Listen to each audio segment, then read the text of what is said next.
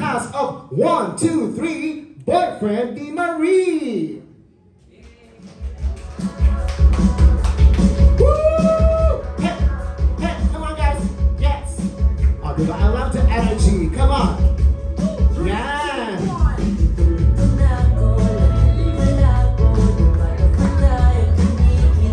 Yan! Palakpakan naman po natin, ladies and gentlemen, ang cast ng 1, 2, 3 Boyfriend ni Marie. Talaga naman. Talaga, oh, diba? Energy. Okay. Siyempre, ipapakilala natin ang bawat character. Simulan natin to start in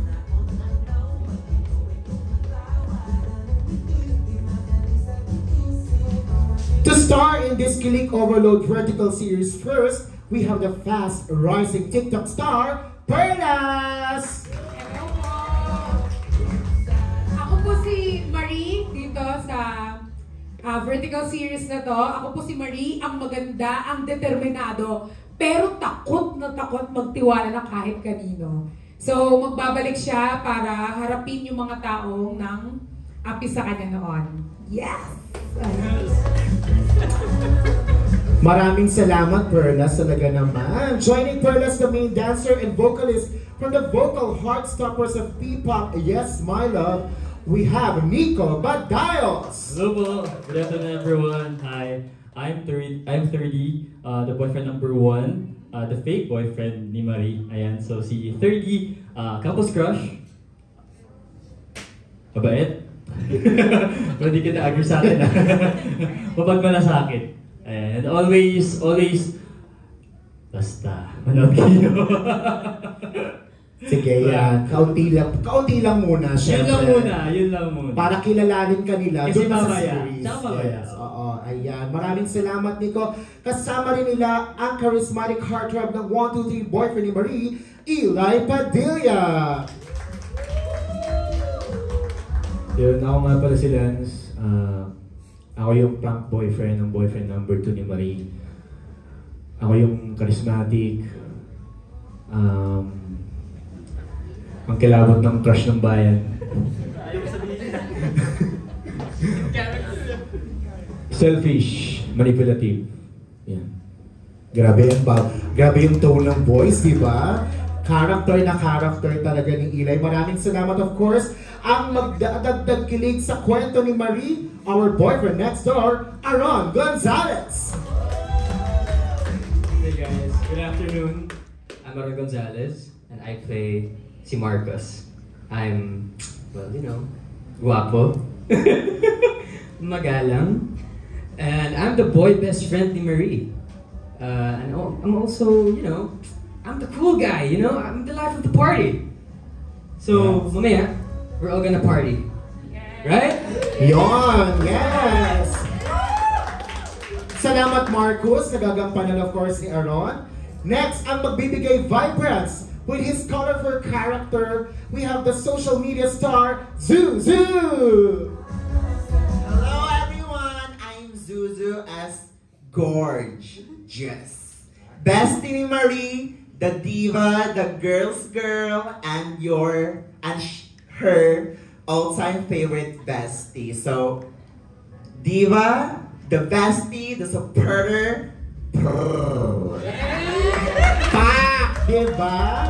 From a vibrant bestie, dito naman tayo sa mga nako. Ito talaga yung highlight ng mga ganitong mga series eh. Siyempre, kinaiinisan mostly ng ating mga manonood. Pero siyempre, meron naman ding reason behind it. Let's start with digital superstar, Sophia Jarle. Kailangan ko ba to? Huwag na lang. Pero if I want it, I'll get it. I'm Sasha? Ay, hindi. I'm fresh. And I'll call siya Sasha. Ay, grabe! Atake yun! Siyempre, let us be the Sasha Fresh. Tuloy ang tarayan. She's ready to share her acting prowess as a powerhouse actress, Sam Samarita, in her antagonist era. Yeah, I'm Sash. Nice to meet everyone. Just a tip for everyone, ha? If you want to get close to me, I can try to be your best friend. Pero pero we'll see pa. So, don't get on my bad side, okay? Okay. Ay, Diyos ko. Yes po. Noted po yan, Madam Sasha. Kuhang-kuha naman talaga. Completing the cast as another digital creator and a taste maker from lifestyle to fashion, we have Naya Ching! Hey guys, I'm Dax. Yep, you heard it right. Malaki, red gorge, and syempre, best friend ni Third. Thank you. Grabe yung name, di ba? Gets na gets ang Dax talaga. Thank you! Palakpakan mo natin muli ang cast ng ating first vertical series. Ay inamin sa iyo ang 1, 2, 3 Boyfriend ni Marie. You may now take your seats. Ayan, sige, upo na muna kayo dyan. At syempre, ito na. From kunwa-kunwarian na uwi sa totohanan, ang susunod nating team, ready na patunayan ang katagang the more you hate, the more you love. Let us all welcome the cast of My Favorite Liar!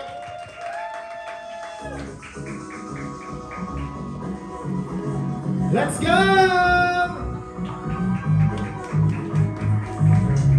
Ayan na nga!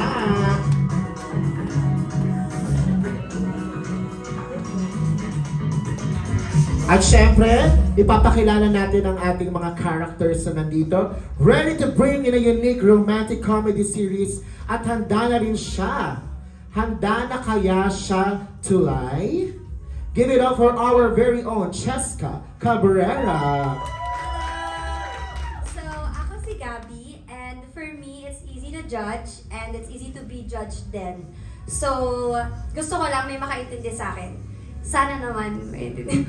Ay, talaga may pagtingin talaga, ha? Sa kanyang Hello character. guys, my name is Patrick from Vision, and my character is, ako si Pogs dito, and ako ang magiging mortal na kaaway dito ni Gabby. That's it. Maraming salamat, Pat, at kilalanin naman natin ang next. We have another charismatic guy to add layers of kilig and depth to My Favorite Liar's plot, athlete and a digital star, Kobe Francisco. Hi babe, and Arian. It's me, Paula pala. I'm Kobe Francisco. And sa series na to, ako yung magiging best friend ni Pokes. Yan, tapos ako yung magpapakilig kay Arian. Yeah! Ako magdadagdag din ng hotness sa series na to. Ay, iba naman. Maraming salamat sa iyo, Kobe. At syempre, let's keep the sweetness coming. Completing the cast of My Favorite Liar, we have social media star Angela Balagtas. Hello po! Good afternoon everyone. I am Angela Balagtas and I am Aria's best friend and I love making people feel welcome. So lahat kayo, welcome kayo sa buhay ko. Ikaw. And yeah, ang binibigyan na character ko is like good vibes lang talaga. Ganon. Thank you po. Maraming salamat again. The cast of My Favorite Liar, palakpakan naman natin. You may now take your seat. Guys, ayan, syempre, ayan ang hatid po namin sa inyo. 1, 2, 3, Boyfriend ni Marie and My Favorite Liar. Palakpakan naman natin. So this time, kamusta kayo? Okay naman? Okay naman? Okay, dahil dyan, syempre, magkakaroon muna na tayo ng konting icebreaker. So ibigay na natin ang mga forms. Charing, mga forms. Opo, ako po ang principal ng intramurals. So ganito po kami mag-celebrate ng intrams dito sa aming university. Okay, this is called a red flag, a green flag. Pero, syempre, innovative nga tayo, back to basics tayo, wala tayong flag. So nakalagay naman dyan, it's red and green flag. So magbibigay lang ako ng mga situation. Tapos pwede kayong i-identify nyo lang yan kung para sa inyo, ito ba ay red flag or green flag. Tapos kung merong gustong mag-explain, go ahead. Pero kung ayaw nyo naman, okay lang din naman. Kayo yan, bahala kayo. Charot. Okay, sige, first situation. Matagal mag-reply dahil hindi raw talaga siya pala-text. Is it a red flag for you or green flag? Tingnan natin. Nako, dito sa ating 1, 2, 3, ilan ang, nako, red flag para kay Miss Perlas. Hi! May dalawa. May dalawa kay Sofia at saka kay ano. Tama ba ako? Dalawa? Dalawa sila. Ang ating mga kontrabida. Dalawa talaga. Kinapak, tingnan natin naman sa My Favorite Liar. Meron ding dalawa. Siguro ang tanongin natin, no, si Sofia. Sofia, bakit dalawa ang iyong answer? Kasi depende yan sa tao. Kung honest siyang tao, then green flag yan. Pero kung liar, red flag.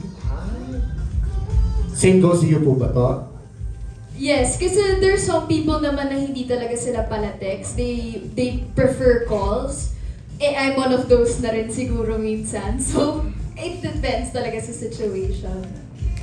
Tama naman. Tingnan natin, Kobe, bakit dalawa sa'yo? Same sa sinabi ni Sam. Hindi rin ako pala reply agad kasi syempre busy rin, maraming ginagawa. Kaya pala, message ako ng message. pero pag yung tao nga, medyo di nga sila honest and all. So yun yung red flag. Yun. Okay. Dalawa rin ang sagot ni Cheska. Please, bakit dalawa po? So, actually same din. Same din sa sagot nila. Copy-paste lang. Oo. Red flag kasi baka may mga hindi nakakagets ng galon. But then green flag din siya kasi baka hindi pa natin naintindihan yung full reason bakit niya ginawa yun. So, there. Tama naman. May point naman sila. Okay. Sige, next situation na tayo. Ay, talaga naka-green flag pa si Aaron. You want to explain the green flag? Bakit green flag yung akin? Ganun ako eh. Hindi ako nag-reply mo siya. Hindi, I mean, kasi gets ko rin baka busy yung tao. Hindi mo naman pwedeng i-expect na yung time nila forever na sa'yo. You know, you have to respect people's time then. Kung may work, then understandable naman. Grabe, totoo yung character niya. Mapagbigay talaga siya. Malawak ang pangunawa niya. Ito naman. Next. Paano kung hindi ka niya pineflex sa social media? Oo, yung mga hindi pinopost. Charot. Parang nafe-feel ko naman itong na to. Parang binasi niya sa host yung charot. Naku, ayan, dalawa na naman. Meron dalawa. Naku, nasinayan, parang naguguluhan. Sige, mag-start muna tayo sa ating My Favorite Liar na muna. Pat, sige, dalawa ba sagot mo, Pat? Sorry, ano po ulit ito? Paano kung hindi ka niya pineflex sa social media? I think both. I think it depends din naman sa person if gusto mong i-flex yung taong hindi, na lang pala, red flag na lang siguro. Kasi kung mahal mo yung tao, di ba, bakit hindi mo kayang i-flex yung taong gusto mo? So parang, syempre ano mafe-feel ng taong yun, di ba? So, tama naman. Si Angela, dalawa din ang sagot. Okay, sige, bakit? I think depende po. Kasi pag yung tao, kung may tinatago siya, then that's red flag, of course, ayaw kanya i-flex. But then green flag din, kasi hindi naman, ako kasi hindi din po ako masyadong pala-post, pala-flex, ganyan. So, parang kung hindi naman kasi nade-define ng social media yung love mo for that person. So, as long as pinapakita niya sa'yo in person, how much he loves you or she loves you, then yun po yung mas okay for me. Perfect. Naya, anong sagot mo? Both din. Sige, bakit? Well, kasi...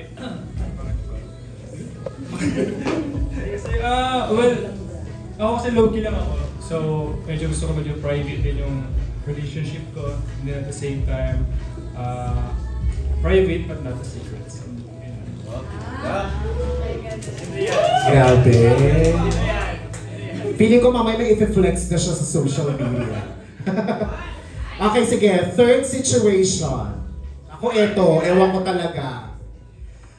Nawala sa isip niya ang important dates like birthday or anniversary dahil busy daw siya. Oh my God! Si Perla talaga parang red flag. Okay, sige. Bakit, Nakchi? Kasi kung mahal ka ng tao, tsaka importante ka, yung important things na, hindi niya makakalimutan yun. Di ba? Yun, parang so red flag yun. Hindi busy ang dahilan, kaya hindi siya kapag importante ka at mahalaga ka sa tao, walang busy-busy sa magme-make time siya for you. Totoo naman. Agree ba kayo doon? Oh, bakit nga naman kasi nakakalimutan? Ano? Meron namang calendar. Zuzu, ano bang confused ba tayo sa... red flag din! Be, bakit? Kasi importanteng date yun. So, kapag... Kasi nakalimutan mo kasi. So, important date and then parang celebration na din siya na nagtagal kayo. So, dapat nag-celebrate. Hindi ko na kaya. So, ayun, red flag siya for me. You should itatak sa mind mo na this is a special day. Totoo naman. No? Anyone from My Favorite Liar na gusto mag-defend ng sagot? O... Ako na lang, hawak ko na yung mic. Okay, game. Sige, Kobe. Red flag to kasi isang araw na lang sa isang taon yun tapos kakalimutan pa ng partner mo. So, kailangan maalala mo talaga yun. Parang lungkot ni Kobe. Parang nangyari ba ngayon yan? Nakalimutan niya ba? Charot. Okay, sige. Ito na ang pang-apat na sitwasyon. Ay, nako. Ha? Eto na. Hinihingi niya ang password ng wifi nyo. Charin. Ng social media accounts mo. Hinihingi, meron kasing ganun, no? Yung nire-require, dapat alam ko yung password, ha? Para channel. Most of you are red flag. So, sige, anyone from, dito muna tayo. Pwede bang may sumagot na isa? Naku, ayan, sige, si Ilay na lang dahil dalawa ang sagot niya. Sa akin, minsan red flag, minsan green flag. Kasi ako personally, kung talagang may tiwala naman ako dun sa tao, ayoko naman na bigyan mo sa akin yung password mo. Pero pag hiningi sa akin yung akin, binibigay ko naman. Kaya green flag, red flag. Hindi ko alam. Pag hiningi niyo daw yung kanya, ibibigay niya. Ayan, hinihingi na nila lahat. Sige, anyone. Sige, one from naman. Okay, go. So, ako, red flag. Kasi feeling ko, pag pinagkakatiwalaan mo naman yung tao, hindi ka na magkukulit sa kanya na, uy, ano yung password? I mean, hindi ka na magkukulit sa kanya. So, gano'n. So, that's my red flag. Okay. Actually, yung privacy rin kasi ng isang tao yun. Kasi kung may tiwala ka naman sa tao, parang hindi mo na siya iisipan na or paghihinalaan ng something. Kasi if you really love the person, wala nang akin yung password mo or something na kukunin yung para lang, parang ikakaaway nyo pa, yung mga ganang something lang. Tama naman. Siyempre, when you are into relationship, dapat may trust. Tama naman. Ay, nako. Huminga. Okay, eto na. Parang patindi ng patindi ang mga sitwasyon. Nagseselos sa boy best friend or girl best friend mo. Totoo din to. Yung masyadong closest sa mga eme-eming mga best friend na yan talaga. Ay, naku, may sumasagot na media. Kasali ba sila? Okay, red flag ba ito or green flag? Yung nagseselos sa boy or girl best friend. Green. Ano talaga, Perlas? Okay, one from sige, sinong gustong sumagot sa 1, 2, 3? Team? Okay, go. Request ni Patrick, kaya sasagutin ko na ito. Nagsiselo sa girl or boy best friend. For me, it's very subjective din naman kasi and situational. Red flag if wala naman dapat ikaselos. Pero nagme-make siya ng mga reasons o di kaya yung mga petty na bagay ginagawang malalaki. I think that's the red flag. Pero on the other hand, if meron naman siyang ikakaselos, I think may right din naman kasi we should be sensitive towards to our partner. If there's something na we do that hurts them, I think sabi nga nila, if ayaw mong gawin sa'yo, wag mong gawin sa iba. So what if sa'yo gawin, di ba? Hindi ka ba magsaselos? So, I think yun lang. Tama naman. Oo naman. Laki yung ilong niya, umusok. Oo nga. Okay, sige. Sinong gusto sumagot sa My Favorite Liar team? Okay, Angela. Kasi si Angela, dalawa rin ang niya. Dalawa yung ni-raise niya. Red and green flag. So, go. Same lang po with with Nico, copy-paste lang din. Okay. Depende po siya sa sitwasyon. Kung may tiwala yung partner mo and kilala naman niya si boy best friend, si girl best friend, personally at alam niyang walang mali siya pero nagagalit pa rin siya, then that's red flag. Pero di rin naman po natin mapagkakaila na may mga times talaga na siguro masyadong close, ganyan, and may mga situation na pakiramdam ng partner mo medyo na yung boundaries sa relationship niyo. Then, ayun po, yun yung sagot ko. Kaya both. Oo, tama naman. Siguro sa communication din ng mag-partner, no? Kung saan yung dapat maging boundary ng bawat isa. Okay, perfect yan. Ito na. Ito na naman. Parang nakaano talaga sa akin ito, naka-pattern. Pumunta sa party nang hindi ka kasama at hindi rin sinabi sa'yo. Malditang to, ha? Ano to? Red flag ba ito or green flag? So, ito na, madaming red flag! Okay, sige, unahin naman natin ngayon sa my favorite liar who wants to answer or to defend ang inyong mga ni-raise. Ayan na, yung nagpa-party tapos hindi nagpapaalam. Kobe, ikaw ba? Go. Ako na naman yung mic. Sa akin, red flag kasi kadalasan, especially sa mga Gen Z, pag pupunta sa mga club, either naghahanap ng ng babae, lalaki, ganun. Tapos kung di nagpaalam, that's one thing. Kasi, ibig sabihin may tinatago, may ibang agenda.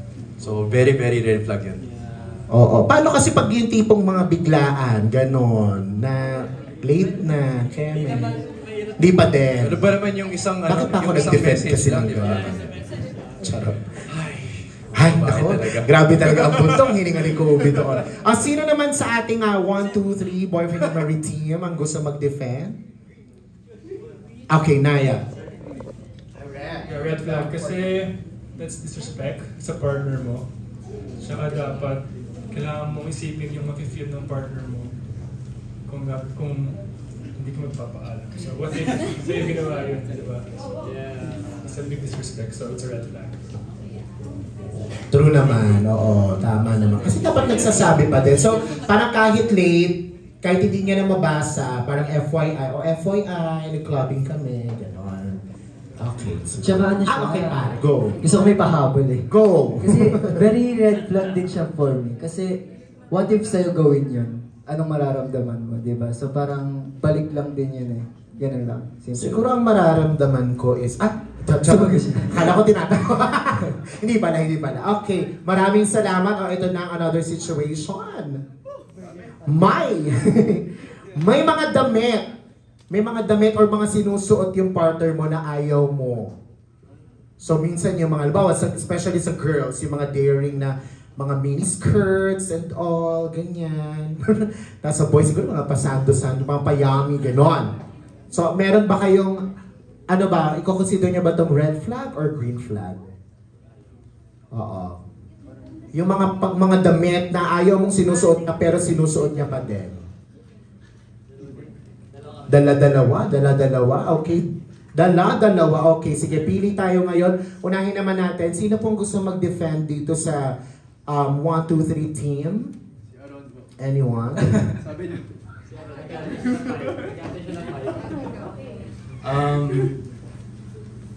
Wait, iniisip ko yung sagot. I mean, for me, it's both a green and red flag. I mean, sa tingin ko, there are times where you should be open to taking suggestions. I don't think there's anything wrong with that. But I think nagiging red flag siya if it comes to the point na your partner is stepping on your individuality. Kasi minsan, what if hindi ka comfortable sa suggestion niya or sa kung ano yung gusto niyang suotin mo? Then I think that's a red flag. Thank you. Favorite liar team? Si Cheska.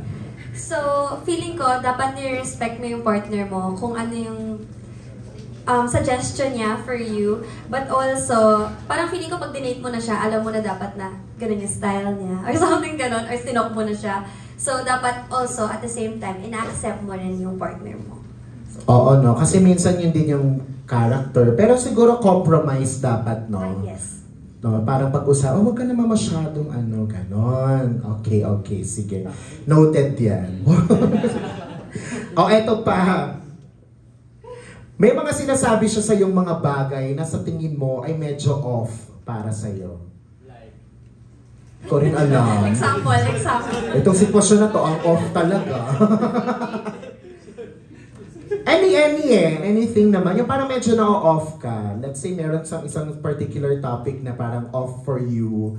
Like siguro mga excess, mga pagbabalik ng mga bagay-bagay in the past. Usually yun eh, di ba? Yung mga off na mga topics, yung mga binabalik, usually yun eh. Yun yung common thing na pinagtatalunan, yung binabalik yung mga nakaraan. So red flag ba to or green flag for you?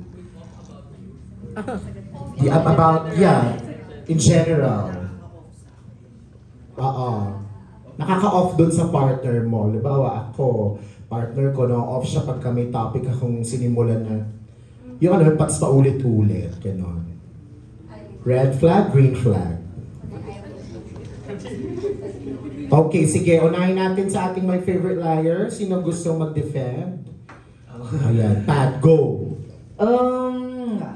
For me, if ganun yung mga situation niya, parang red flag siya sa akin kasi parang, syempre kasi, kunyari matagal na kayo magkasama, so syempre alam niyo na isa't isa, so bakit parang kailangan mo pa i-bring up yung mga bagay na alam mong ikakasakit ng tao? So, I think that's the... Uy, nautusan lang ako, Pat. Hindi kasi parang kasalanan. Okay, dito naman tayo sa ating... Okay, go, Nico. For me kasi, isa na siya sa mga basic term agreement pag nasa relationship ka. Na we should be sensitive always. Kasi nga, communication is the key. And I believe na there are always ways on how to deliver things. Especially if may mga sensitive na topic na pinag-uusapan, di ba? And for me, yung mga sinabi mo nga, off na yung topic, okay naman kasi mag-meet halfway if okay ba pag-usapan to, yung mga ganon. And you can talk about it calmly naman eh. So, yun lang. Pero, I think once is enough pag sinabing hindi ako komportable dyan, ganon. So, I think, yun lang. Okay, maraming salamat. Si Aaron tsaka si Sam. Si Aaron tsaka si Sam, sige, pahiram muna natin yung mic. O sige, okay, si Sam muna. So sa amin dalawa, it's either green or red flag. Kasi I think for me, it's a case-to-case basis in a way na me personally, I like to get to know people by asking them what their hot takes are or mga non-negotiables nila. So parang it's a way for you to get to know the person if aligned kayo in values, aligned kayo in principles or like way of life. So from the get-go, alam mo na kung okay tong tao na to sa'yo. Pero at the same time, it could also be like parang medyo off if tinuloy-tuloy nga nila yung ano. Because it's a way for them to open up to you and like be honest with you. So, yeah. Yeah. Thank you, Sam. Sige, Aaron? I think, well, kasi pag sinabi mong off, it could mean things na you're uncomfortable talking about. And I think in life, hindi lang sa relationship, but in sa friendship, sa family, hindi naman pwede na you're always talking about things that you guys like. Sometimes you have to deal with things that you don't like. So, importante na harapin yun. So you can find a solution and, Yeah. Ikaw, Mama Dom. Well, ako kasi... Umupo na rin kasi ako di ba? Okay, ayan, maraming salamat. Ayan sa inyong mga insights. Eto na. The last two, ako dito, situation. Paano kung mahilig siyang magtago ng feelings?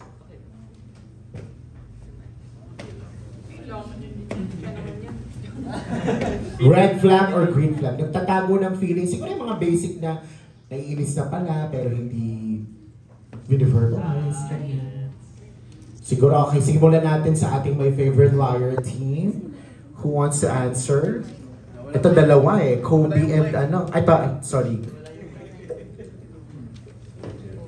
So, sagot ko is red flag po. Kasi if partner mo siya, dapat open ka sa kanya. So, dapat wala kang tinatago sa kanya. I mean, dapat